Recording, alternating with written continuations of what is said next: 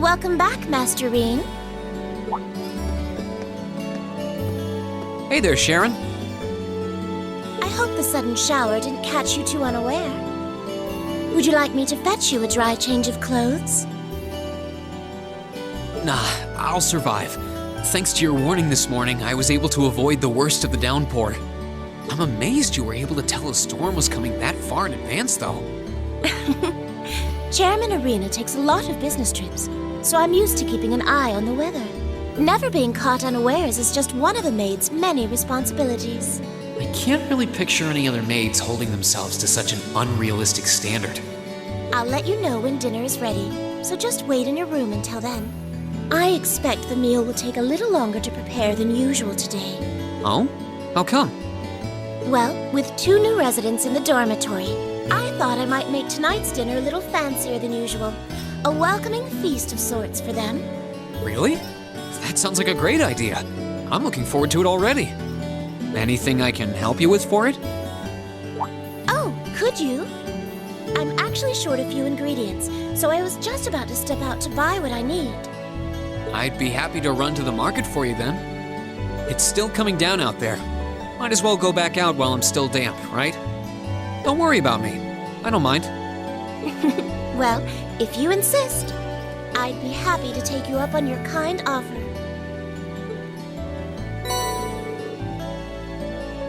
Here's a list of everything I'd like you to buy. That should be exactly enough merit to cover the expense. All right. I'll be back soon then. Take care out there.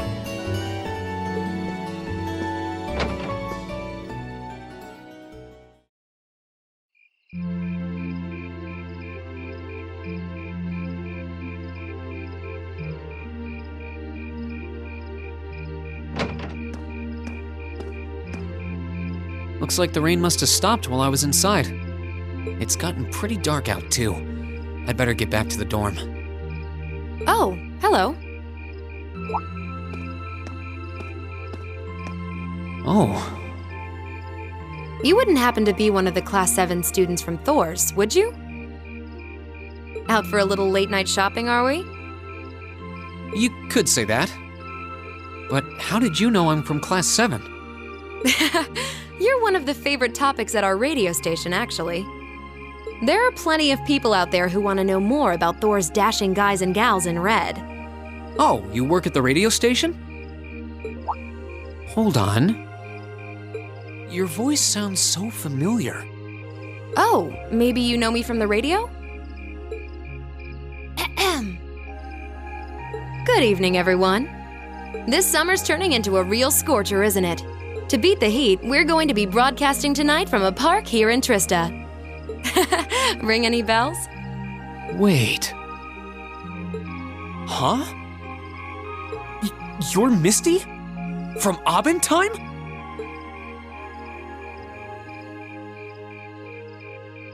Bingo. You must be quite the avid listener, recognizing my voice so easily. Glad to know I've got a faithful fan out there. Wow. I never figured I'd meet Misty herself, especially like this. I always make sure to catch Abendheim. It helps me relax while I'm studying. Thanks. But it sure is serendipitous, you know? Having a chance encounter like this, just after the rain's eased up. Ooh, maybe I should mention this on tonight's show. I'm not sure that I really constitute a noteworthy topic for a radio broadcast. It's kind of weird. I only know her from Abendheim, but she seems just as friendly face to face. Is something the matter? You're staring at me so intently, I feel a little embarrassed. Well, forgive me if this sounds a little odd, but this isn't actually our first meeting, is it? If I'm not mistaken, we met once before. In a hotel in Heimdall.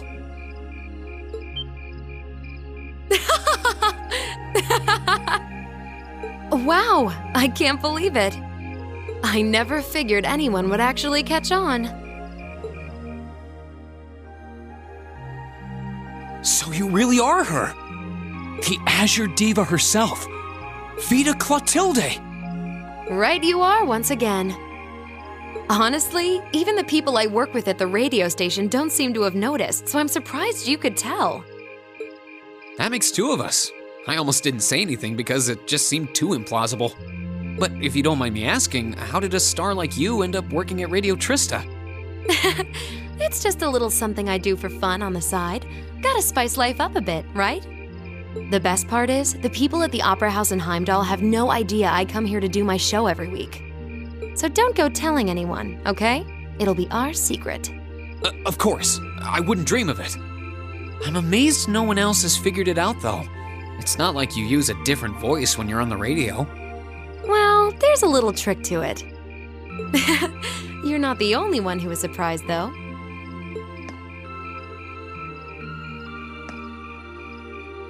Huh? I had this feeling I'd seen you before, but I couldn't put my finger on where. But it's you, isn't it?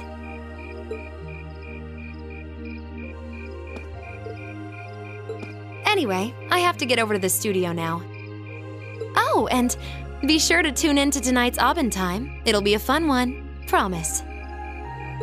Wouldn't miss it. And give my regards to those two, would you?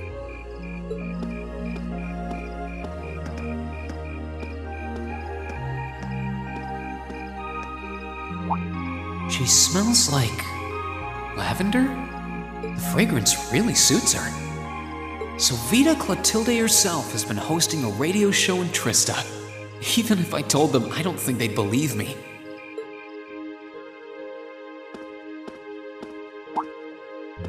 Oh, welcome back. Oh, hey there, Emma. Did you just get back too? Yeah, I just returned a short while ago. Were you out shopping? Yeah, Sharon asked me to go out and pick up a few things for dinner. Though I ended up taking a bit longer than I expected. Wait, do I smell lavender on you? This is perfume, isn't it? How did it get onto you? Oh, right. I guess I must have soaked up the scent too. She did get pretty close. That's the only thing I can think of. Reen, I can only hope the reason you ended up taking longer than expected isn't because you were... Whoa, hold on. You've got the wrong idea, Emma. I just happened to bump into someone I know while I was out, that's all. Nothing scandalous, nothing I'd be ashamed of. I never said it was. Though you do seem strangely defensive for a man who has nothing to hide. Huh. I wonder what would happen if Elise and the other girls were to catch wind of this. I swear, I just ran into someone I know after I left the store. Nothing happened. You just like raking me over the coals, don't you?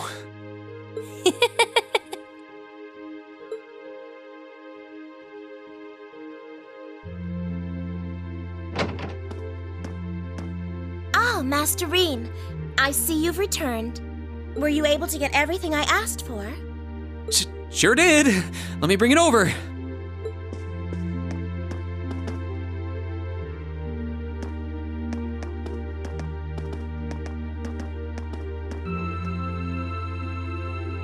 Lavender. Huh. No, that's impossible.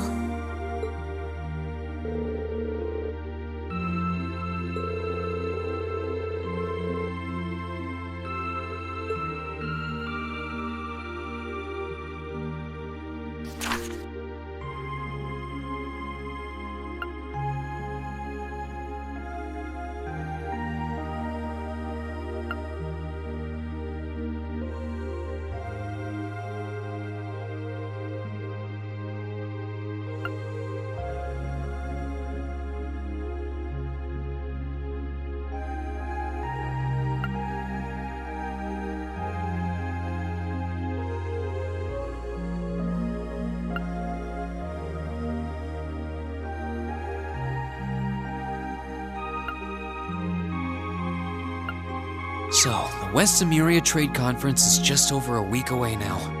A building that tall is exactly what you'd expect from an economic powerhouse like Crossbelt, too. It's a big world out there. Still, we've got Milliam and Crow as classmates now. Who would have seen that coming? Crow opened up to us right from the start. Though I guess that's just Crow for you. And Milliam's become way more attached to us than I thought she would too. They were both able to form combat links with us right from day one. I had my concerns about how well they'd mesh with the class, but maybe I was worried for nothing after all.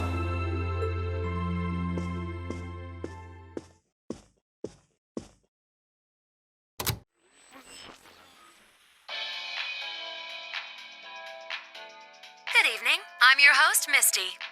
It's August 18th, and we're winding down a busy day here at 9 p.m. I'm here to give you all the cool you need to beat this summer heat. Hey, looks like I'm not too late to catch this week's Abend time. Seems like those hot summer days keep coming with no end in sight, doesn't it? But even this heat can't stop the momentum behind the West Emuria Trade Conference being held in Crossbell later this month. Prince Olivert and Chancellor Osborne will be in attendance for this watershed moment in international business. Personally, I'm more interested in the view from the top of that famous new skyscraper the talks are being held in. In some news closer to home, you all have probably noticed the summer showers we're getting here in Trista. The rain's let up for now, but it's managed to push that nasty nighttime humidity right off the charts. It's nights like these I wish I could smuggle an ice-cold beer into the studio. And the director is chilling over there, drink in hand, mocking me. But you know what? Forget that guy. Anyway, for all you students out there, your summer vacation's probably wrapping up, so I hope you made the most of it. Wait, I forgot that summer vacation at the military academy has already come and gone. Whoops. Still, it's never too late to do something bold that'll keep your memories of this summer burning bright. And what about you, Miss Misty? You're probably asking yourselves. Well, you might want to sit down for this one. Because fate had a romantic rendezvous in store for yours truly just on the way to the studio today. A tryst with a young man in a park after sunset. Droplets of rain clinging to the grass. I'll treasure the memory forever. Or I would, if I hadn't just made it up on the spot. Chalk it up to a dreamer's poetic license, I guess. Still, maybe one day I'll feel the thrilling rush of a summer love. Gotta keep the fire burning. Wait, is she talking about when I ran into her earlier tonight? She's got quite the playful personality, though somehow that doesn't come as too much of a surprise. It's kind of weird thinking that I just met her on the street a couple hours ago. Anyway, I have to get over to the studio now. Oh, and be sure to tune in to tonight's Abend time. It'll be a fun one. Promise. Wouldn't miss it. And give my regards to those two, would you? Those two? I didn't really think about it right then, but who was she talking about?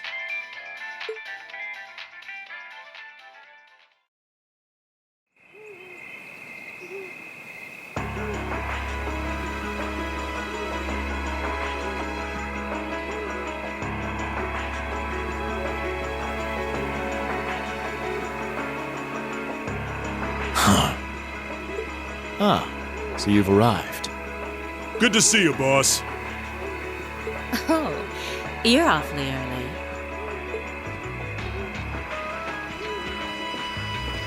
Well met, Comrade V, Comrade S. I see that you finished all your preparations as well. Smooth as silk. Although you're the one who'll be taking center stage in our next operation without a doubt. Who'd have thought you'd volunteer to go pound the pavement in Crossbell? The Red Constellation are gonna be there. I still think I'm the prime choice for this one. I disagree. As I can no longer rely on the power of the flute, it makes the most sense for me to go. Especially when you consider the very real possibility that we may have to accept a necessary sacrifice for the greater good. That is the best way for us to achieve what we desire. You're serious? You really are too morose for your own good. I could say the same of both of you. Why else would you have willingly plunged yourselves into a struggle like this to begin with? I suppose you're right. You got us there. I see you've all gathered. Comrade C, Fashionably late, but worth the wait. That makes it a full house. I appreciate your gathering, comrades. The wheels have been set in motion. There is no place for hesitation, no time for looking back. We seek only results. I couldn't agree more. No objections here either. It goes without saying. That said, I will ask you but once. Comrade G, are you certain this is the path you would walk?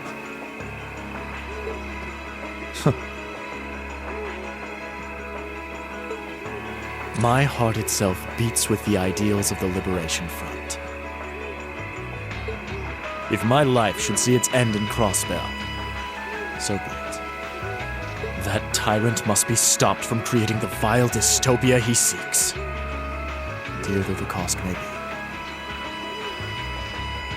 If through our efforts we or anyone anywhere succeeds in that aim, we will have our victory. Very well. May the goddess, or perhaps powers less fair, attend you. When this is over and our victory won, let us toast our success together. In the Imperial capital. Indeed.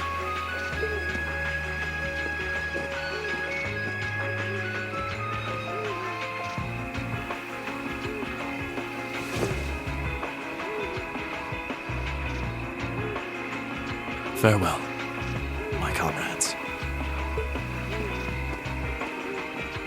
He doesn't know how to express how he feels, but I understand. Losing your place in the world for doing what's right, and throwing yourself into the eye of the storm. It ain't something I could do. Different paths brought each of us here, but the road we travel now is the same. Let us depart, Comrade S, Comrade V. We each have our own part to play in what is to come. Of course. Just leave it to us.